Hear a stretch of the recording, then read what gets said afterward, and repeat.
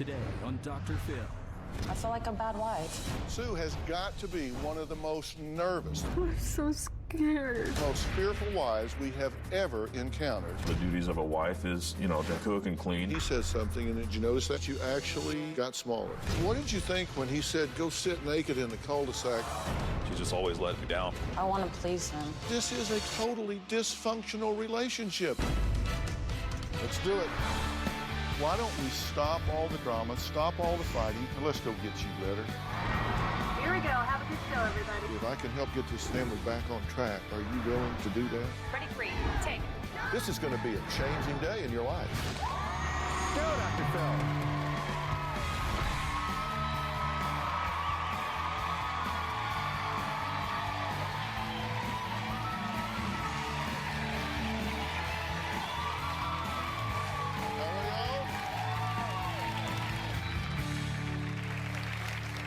Today, we are talking about the story of a woman who has written to me really begging for help, saying that she is so scared of upsetting her husband that she will do whatever he wants to keep the peace. She'll agree with whatever he says. She'll just nod and keep quiet. She'll get drunk with him. She'll have sex. She'll do whatever it takes not to set him off. Now, when we prepare for shows, the staff spends hours on the phone pre-interviewing the guests. And in all of the years they're doing this show, Sue has got to be one of the most nervous, the most fearful wives we have ever encountered. Take a look. I'm a bad wife because I don't do what Andy wants me to do. I'm willing to do whatever it takes to make my marriage work. I don't feel I'm good enough for him. I don't feel that I deserve him. When Andy comes home, he wants dinner on the table. If he wants sex, I give it to him. If he wants to talk, I don't usually talk back because if I do, I know I'm gonna get the wrath of Khan. I can't do anything right. My tone of voice is wrong. If I say anything, I'm arguing with him. I always feel like I'm gonna be in trouble. You're in trouble, little girl, today. You bad little girl. You need to put your nose in the corner. I just don't want him to leave me. I'm so scared. I just don't know why I'm so bad. She blames herself for all their problems. I mean, she really does. It's like, if I would just do better. She blames herself. Andy is evil. After we were drinking too much one night, Andy got really mad at me and threw me up against a shed. And his friend had to come out and grab him off of me because he was choking me. He's taken a knife and cut the bed. He shoved me on the bed and I hit my head on the headboard. Where I go in the bathroom or in the bedroom, he breaks the locks to get in at me. Andy has broken around 3 to 4 locks around the house. Andy's pulled the screen door off and threw it and crushed it. Andy can get violent, but since I stay so submissive, I don't think Andy would get physical with me again, but I honestly don't care. If he's gonna kill me, he's gonna kill me. I feel like I'm already dead anyways. Well, my producers had more questions for Sue about Andy's behavior, but she became very nervous about how Andy would react if she told us certain things, because she knew if she told us, then he would hear about it once he got here. Tell me how you feel when you have to do something sexual with Andy and you don't want to. Sometimes when I don't want to have sex with Andy,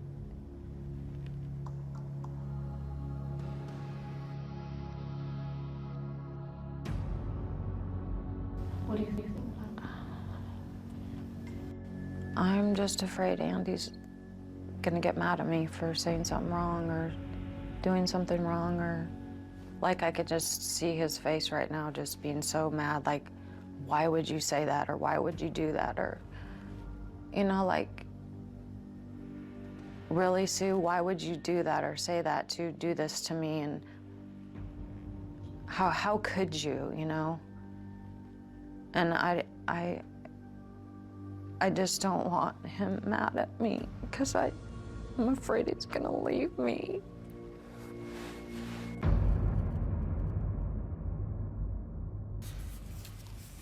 Okay. You've written to me before. Right. You want to be here today. Yes, I Why? want to be here. Because I want my marriage to work. It's on the last legs, and I don't know what to do. And I think the only person that Andy will listen to is you. Yeah. He's never listened to anyone before, ever. Mm-hmm. And you understand, both of you, in order to get things changed, in order to get things right, get things better, you have to be honest here, right? You have to be, Andy has to be. If everyone's not honest and tell you everything, we're going to be divorced. Do you think he bullies you? Yeah, I know he does. Does he yell at you, scream at you, call you names? All the time. You got to be willing to say that. We asked you like questions and you were afraid to answer because you're afraid you're going to make him mad by what you say. Well, I always feel afraid of what he's going to say. You said to us that he has called you a stupid bitch. He's called you the word. He's called you stupid. He's called you a little piece of, well, he's called you dumb. He's called you an idiot. He's put you down. You said he's done all of that to you. We asked him about that, and he said, quote, you name it, I've called Sue it. Whatever it is. I mean, he's admitted that. I think that's weird that he's acknowledging it because he never has before. Has he threatened to kill you with a gun? Yeah, he did when we were hiking one time. Has he choked you and thrown you against the shed? Yeah, when he was really intoxicated, he did one night at a friend's house. Has he grabbed you by the hair? Yeah. And dragged you? Yeah. Has he stabbed the bed with a knife beside you? Yeah, when he was talking to me one night and I asked him why you did that, he says, I don't know, just for fun. Has he broken the doors and the locks in the house trying to get to you? Yeah, because he thinks I'm going to hurt myself. Why are you putting up with this? Because I think I deserve it, and I think that it's my fault. Has he cheated on you? Yeah. But yet you took him back, but when he came back, he said, okay, I'm coming back, but there's going to be some stipulations here. You're going to have to get your act together. He's cheated on you, but he has rules if he's willing to come back to you. Right. He said that there's rules for him to come back, and that if I don't, you know, clean the house the right way or make sure dinner's ready, or that, you know, last time he left, I didn't give him enough sex, and that, you know, when he came back, I was like 40 pounds thinner and I looked so awesome, and, you know, all that stuff. And I was so nice to him. I did everything he wanted when he came back. And, you know, when he would come home this time, I would have, you know, a drink ready for him and just wait on him hand and foot. And he loved that. And so, of course, he's going to come back to me. What did you think when he said, go sit naked in the cul-de-sac for 15 minutes and think about this? I thought he was crazy. Your theory is if you would just shut up, do what you're told, not push his buttons, have dinner ready on time, keep the house clean, have sex when he wants it, keep yourself in shape, that everything would be fine. Right. This is basically your fault. If you would just do a better job of being a wife and a woman, that everything would be okay. Yeah, I feel like a bad person. So what I need to do is just get you to be a better wife and woman, Yeah. and then this will be fixed. I don't even really need to talk to him. I just need to shape you up. Yeah. He tells me, if you would just get better in counseling and you would just be better, and if you would just talk nice to me, then everything would be fine. What don't you understand, Sue? Do you just not get it? Are you that stupid? What don't you get? Do you not get it? But you need to make this work because, I mean, let's face it, nobody else would want you, right? Yeah, that's what he tells me. No one else would ever. And you believe that? No one else would ever want you when they find out who you really are. Which is who? Dumb. Who are you? Are you Ugly, dumb? fat. Ugly, fat. Stupid, unlovable, Dumb, ugly, fat, stupid, unlovable. Lazy. lazy. Everything you can think of, I am. Well, so coming up, we're going to meet Mr. Wonderful. Andy, I mean, to hear him, you would think he's going to come out here with horns and a tail, right? We're going to hear why he says Sue could be a better wife. I mean, is this all one-sided? We're going to hear what Andy has to say when we come back.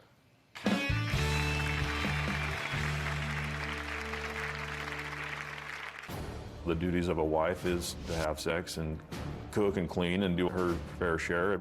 I do get mad at Sue if I have to go 3 or 4 days and she doesn't want to have sex. If my husband, Andy, leaves me, I feel like I will die. Andy is like a part of me. I've lost who Sue is, so he tells me who I am. Well, that was Sue. She claims her husband, Andy, has choked her, chased her, broken down doors, taken away phones, locked her in the garage, and cursed at her on a regular basis. She says she's extremely worried that he will leave her. I know what you're all thinking. I hope he does, right? If he's doing all of that, why would you care? Her husband, Andy, says he's not the only one to blame in this situation. There's another side. Take a look. Sue should respect the fact that I'm the man of the house. I provide everything for her, and the duties of a wife is to have sex and cook and clean and do her fair share. I mean, if she's not working, I work between 40 and 60 hours a week. If I tell her to have dinner ready sooner, she should do it, or if I ask her to pay a bill, she should try hard to do it. I do get mad at Sue if I have to go 3 or 4 days and she doesn't want to have sex. A lot of times I won't say anything and it'll be ongoing, and then when I do say something, I don't present myself with a very nice tone of voice. I come across as a little mean or intimidating. When I'm really mad, I lose my temper. I throw things and call her names. She just keeps pushing my buttons. At this point in our marriage, if I could just break up with her and she could go on being happy and I could go on being happy, I would do it. She is characterizing you as being a very demanding husband and a bully, in fact. I've said there's 2 sides to every story. So I'll just ask you straight up, is she right? Are you demanding? Are you a bully? I can be that way. Yeah. Why? Why would you treat her the way she's characterizing you? Do you do that? I do. I don't. That's not my intentions.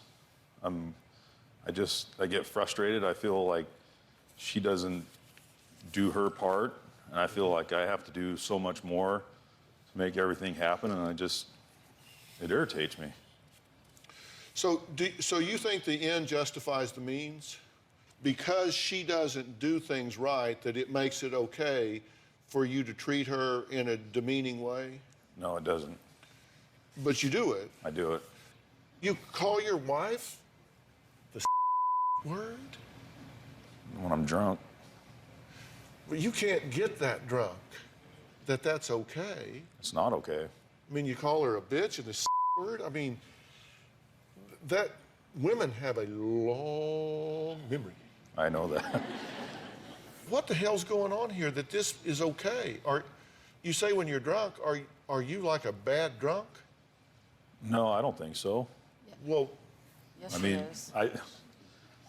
I guess I just remember the good times. So the bad times, I guess I tend to drink too much and black those out.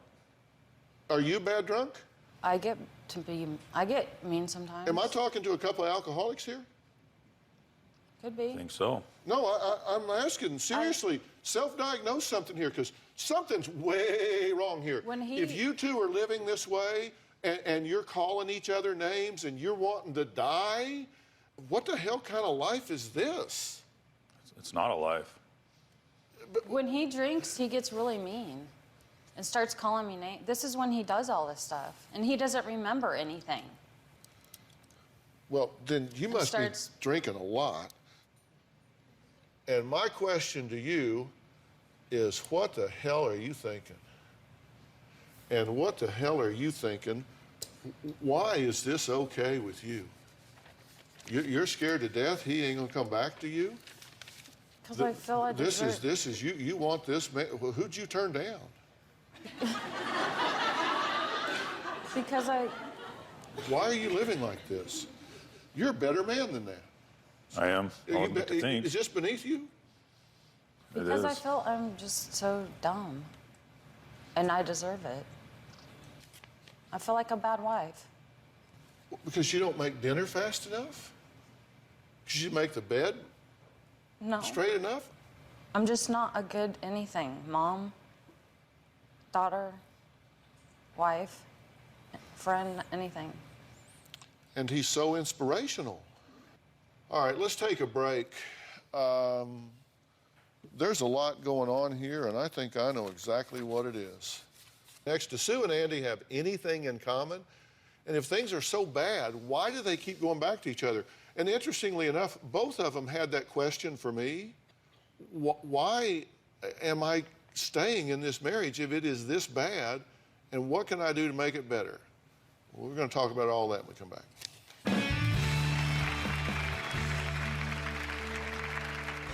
Now that the kids are older, Sue and I don't really have anything in common but good sex. In 2006, Sue and I actually split up and drew divorce papers.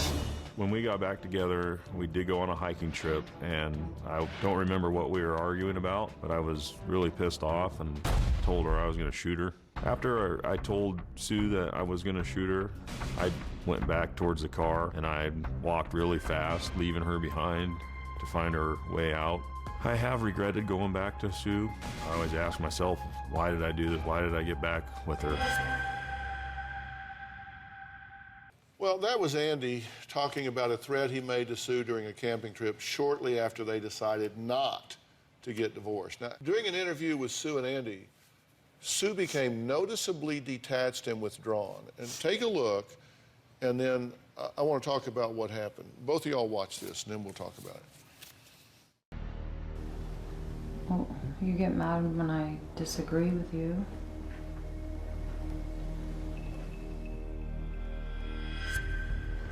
Yeah, but I mean, we disagree on everything, but we can't seem to come up with what it is. I mean, because everything's such a big word.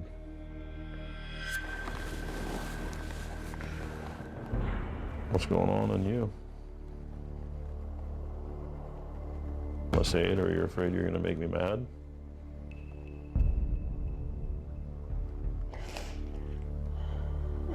Can you hear me? What are you scared of? This might be the disassociation. I mean, I don't understand it either, but I know, when she sees her counselor, it's called disassociation. I want you to watch this, and no audio, just watch this real close, and I'm going to ask him to freeze it at a certain moment. You say something here, then he says something, and then you actually physically get smaller. You're actually shrinking now into the couch, and freeze. Okay, did you notice that you actually got smaller? And by that, I mean you went from this to, did you notice that? Now, I want you to notice that, but did you notice that? When I was talking to her, do you see? She said that, and you said something, and she actually physically recoiled into a smaller position. Right. Did you see that? How do you feel about that? I don't understand it. I don't know what she's going through when she does that. Tell me why you're crying right now. I feel scared that he's gonna be mad at me. And you have pretty good reason to feel that way, right? Yeah. Because he has been a lot. Always. He's always mad at me, everything I do. Yeah. And so he yells at you. Yeah. And so you two have defined this relationship, and you get louder and you get smaller. And the smaller she gets, and the more she shrinks down, the more frustrated you get. And so you two have this really sick relationship dynamic going on between you, right? You get that? I get that. Okay, and do you understand that there is a substantial depression going on here, and there's anxiety going on here, Right. and there is a little dissociation going on here. So you've got anxiety and depression and withdrawal and isolation. And so you come in yelling and screaming to facilitate that even further. But here's a good idea. Let's all get drunk and see if that helps. Yeah, I know, it's terrible. I hate doing it. Seriously, I mean, I follow- who's thinking for y'all? It's gotten worse ever since he left me this last time, 2006. Yeah. And ever since I came back, I've been walking on eggshells. Yeah, in Army jack boots. Yeah, you're walking on eggshells in Army jack boots. Why does he always say that?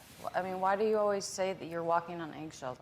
What do I do? Everything you say, I mean, anything I say will trigger any of the problems that we have, and then you start getting snippy with me, and you get this attitude. I have an attitude. I don't. You do. You I know, don't I understand. mean, have you not ever Everything told me I hear me say is that? you have the wrong tone of voice. Your voice. Yeah, you do don't you hear talk yourself, nice to Sue? me. You don't hear yourself. Listen to your tone. That's all you ever say. Then why don't you change your tone of voice? I don't get that. I don't understand my tone of voice. What? How is my tone of voice? It's fine right now. No, it's always like this. It's just like when you tell me I'm yelling at you. No. And I'm not You, yelling when you at yell, this is when you yell at me. You yell like this. You don't talk like this. No, I don't talk like this, but you know, the You more get frustrated big. I You're get, big you like don't listen this. to me. You overpower me. You can overpower me in a heartbeat. What are you talking know that. about? Well, she says if she would just agree with you, have dinner ready, stop pushing your buttons, do what you say, be on your side, have more sex, watch your tone of voice, and listen to you, everything would be fine. Exactly. That's If I it. stop drinking, No, even when you're not drinking. But those things would help a lot, right? I would. You need to get a hooker. Because that's the only one that's going to tell you everything that you have to say is interesting, not push your buttons, and agree with everything you say. And that's only going to last for an hour. He wants me to agree with everything. I hear. Coming up, Sue's two children are here. Their feelings about Andy might surprise you. I do have some answers for these people, and we're getting to them. We'll be right back.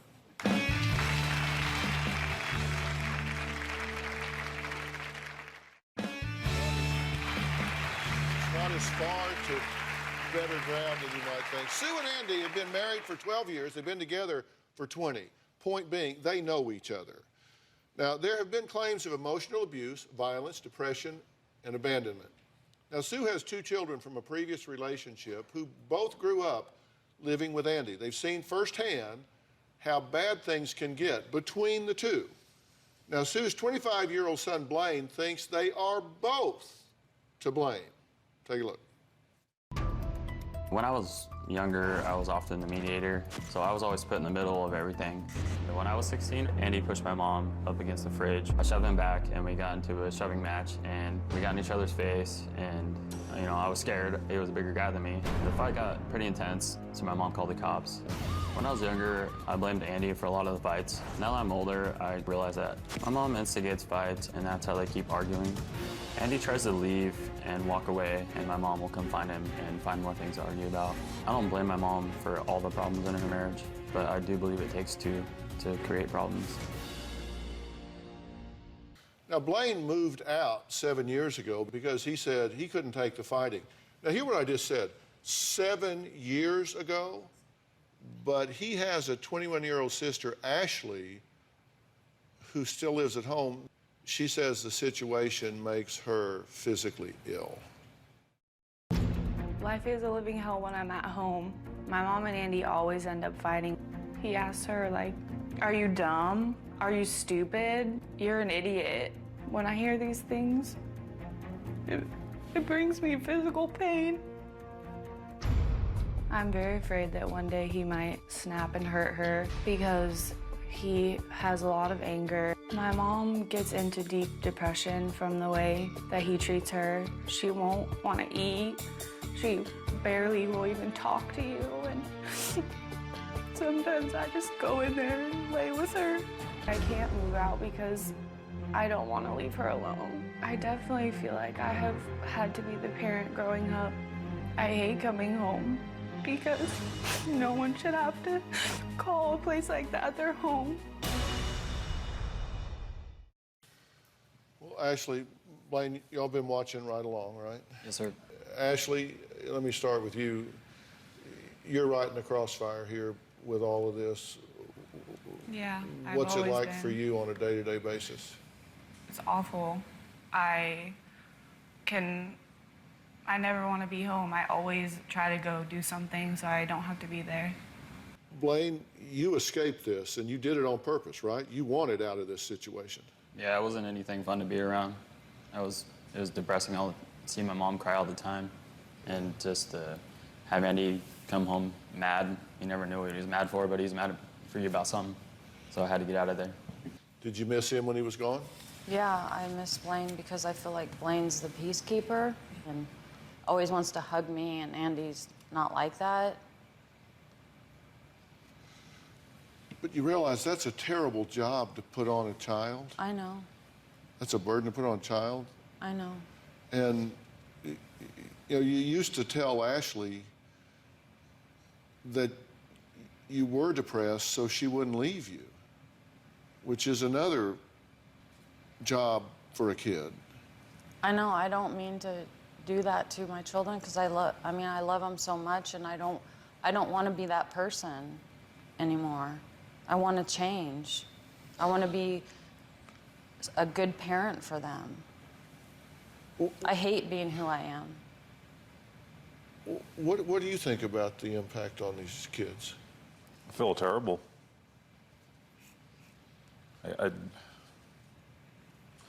I know that it's been hard for them, but yet I haven't changed. Yeah. Why not? I don't know. Because he thinks it's my fault. Being completely honest, and you know, not politically correct, but completely honest, do you really think this is pretty much her fault? No, I think it's my fault too. But why do you blame her? Well, I mean, now that I'm looking back on it, I mean, I see that it's got to be my fault too. I mean, obviously, I just have something wrong with me. Why am I pissed off all the time? Irritable. I take it out on her if she doesn't do things right, or if I ask her to do something, she doesn't do it. You know, I feel like she's just always letting me down. I work so hard to provide for these guys. You know, I just feel like, you know, help me out a little bit. You know, and I come home from a long day, and you're just sitting on the couch doing nothing, and I got to go get dinner ready myself. How do you know we haven't done anything all day, though? You haven't even asked us. Because we communicate during the day. No, we don't. Well, it's not like you've Not been always. out busting your ass for 14 how hours. do you know I haven't been depressed, laying in bed, crying my eyes out, wanting to die, or taking care of my mom and dad all day? You don't know anything. You haven't even asked. See, this is interesting to me, actually, because I just asked you if you thought it was all her fault. And you said, actually, no. And within 12 seconds, you two were in an argument. If you can get in an argument within 12 seconds of saying, I realized for the first time, it's not all her fault, there's something wrong with me. Wow. Wow. We do that all the time. I know. Help is on the way. We're going to take a break, and I'm going to talk about what I think Andy and Sue are both doing wrong in this relationship, and more importantly, what I think they can do to change this radically and immediately. We'll be right back.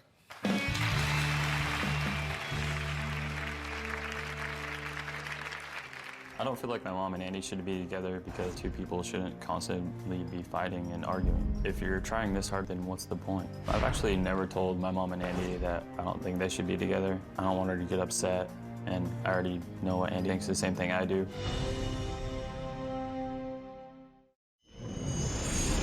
My mother, Sue, is broken and lost. I never want that to happen to me. I do think the way my mom's relationship is sets a bad example for Ashley. I'm so afraid that I will lose my strength and independence to a man because of what I've been exposed to. Growing up all those years, watching my mom and Andy fight, it affected my relationship with women. I let my girlfriends walk all over me. When my girlfriend left me, I took her back every time because I was trying so hard not to be like Andy. I ended up being more like my mom. Now, guys, how do you feel about being here right now? I'm really happy, and I've been praying for this Are you glad for you came? years. Yeah. How's it going for you so far? I mean, are you sitting here thinking, uh-oh, I'm sorry I came? Or are you No. sitting here thinking you're glad you came? I'm really happy I came. Okay, how about you? I'm glad I came. I'm not as bad up close as you thought I might be? I'm glad I got to look at myself. Yeah. Well, I got some good news and some bad news. You want the good news or the bad news first? Either one. How about the bad news? Okay. This couldn't get much worse. I'd hope not. The good news is that means it's just got to get better because you couldn't hardly fall off the floor. This needs to stop. And I'm going to tell you what I think's going on and what I think you need to do. You know, I've written a book recently that was written in large part for you two. It's called Life Code. And that title wasn't chosen by accident. Life Code. There's a code for life. And it's rules for winning in the real world. Because the world's changed. You need new rules. And the first half of this book, y'all need to read second. It's the second half of the book you need to read first, because the second half of the book talks about what you have to do to really win in this life. It talks about what you need to do to parent properly. And you need to do some re-parenting with these two. You parented them once. You need to do some re-parenting of them so they have a chance to really reset their compass in life. But it talks about what you need to do to have a chance to win. And number one is to have a defined image in your life. You have a defined image. Your defined image is a victim, depressed, dumb, ugly, fat, lazy. You've encoded all of these things. That's your image, right? Yeah. Based on what you tell yourself, I have no question as to why you are not succeeding in your relationship. You believe all of this stuff. Yeah, I do.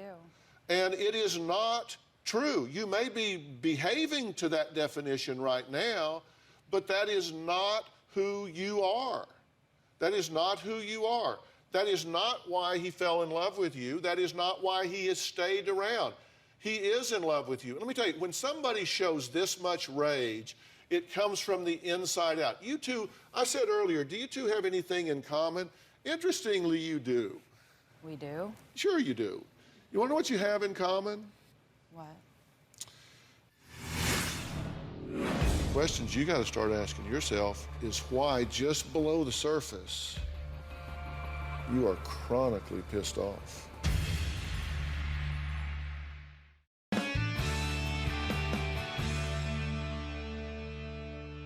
You want to know what you have in common? What? Both of you were damaged very early on in your lives. You've learned that when you put it out there, it can really, really hurt. You know, we learned one thing about rage, about anger. It keeps you from getting hurt because it's an emotion that's based on get them before they get me. Because if you come in like this, you know, you're on guard, you get them before they get you. And anger is nothing more than an outward expression of hurt, fear, and frustration. But anger protects you, whereas if instead of saying angry, you say I'm hurt, or I'm scared, or I'm frustrated, that's vulnerability. And that can be really dangerous. But if you're angry, you don't have to deal with those emotions. And if you medicate yourself with alcohol, then you really numb yourself to the pain. The questions you got to start asking yourself is why just below the surface you are chronically pissed off. I think you got a whole lot of hurt that's been with you for a long, long time. And she invites you to yell at her. Now, I'm not blaming you for his abusive ways. But let me tell you something. I think you are experiencing a lot of depression. I think you are experiencing a lot of anxiety, and you're doing nothing to deal with it. I've been trying to deal with it for years, but it never dissipates. You are an alcoholic. I'm sorry. You are an alcoholic. Don't tell me it doesn't dissipate. You're drinking to excess, true? Yeah. How many nights a week do you get drunk? 3, 4. 3, 4 nights a week? Let me tell you, there is no therapeutic regimen on the face of the earth that includes drinking to excess 3, 4 nights a week. Don't tell me you're trying to deal with your mental illness, your anxiety, your depression, you're fighting back of panic, isolation, disassociation when you're drinking 3, 4 nights a week. You're self-medicating to run from it. And you can run, but you'll just die tired. That's no way to deal with this. You've got to deal with this first before we can deal with what's going on. You are not that mad at her. You have a moral compass that tells you it's wrong to speak to her that way. You would not speak to anyone that way. I wouldn't. You know better than that. Why has he left me so many times? What? Why has he left me so many times? Because this is a completely, totally dysfunctional relationship. You find every possible way you can to misbehave. So, what do we do with all of that? I'm going to put verbs in my sentences and be very, very specific after the break.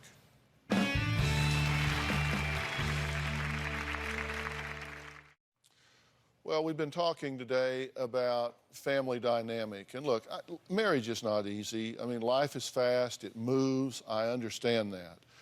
And look, to the two of you, this seems insurmountable, right?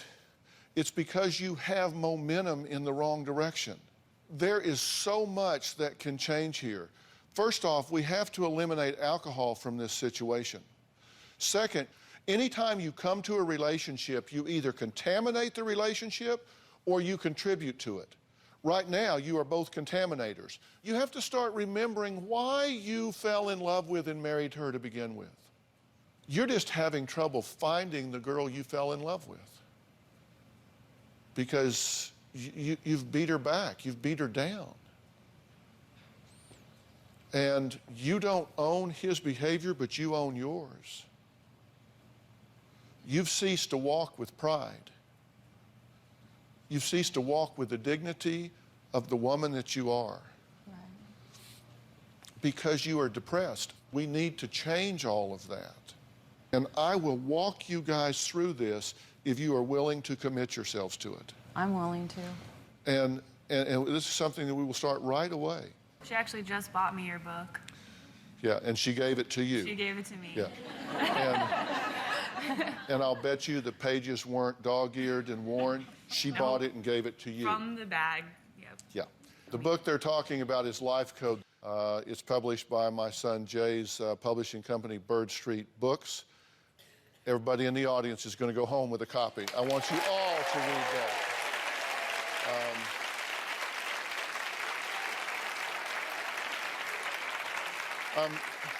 I'm very proud to say it is #1 on the New York Times bestseller list, so you can find it in any bookstore in America. I highly recommend it. We'll see you next time. Thanks so much. Thanks, guys. Thanks, guys.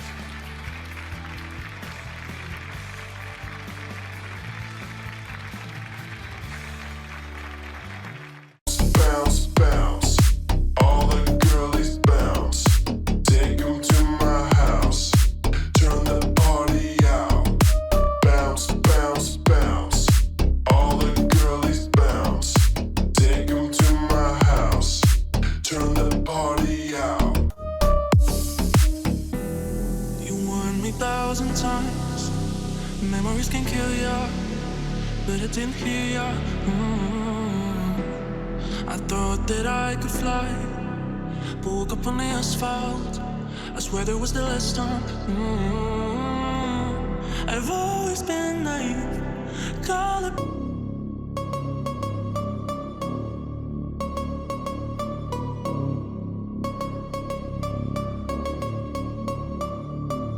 Ooh, you know we gon' get it. Ooh, you know we gon' get it. Ooh, you know we gon' get it. Every day and night, that's right. Ooh, you know we gon' get it. Ooh, you know we gon' get it. Ooh, you know we gon' get it. Every day and night.